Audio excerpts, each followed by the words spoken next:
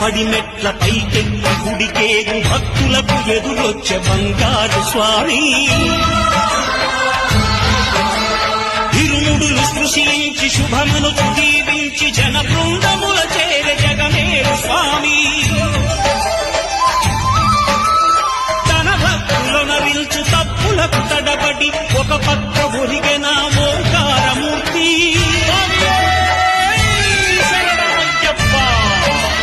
స్వాములందరూ తనకు సాయము కాగా ధీమంతుడై లేచే ఆ కన్య స్వామి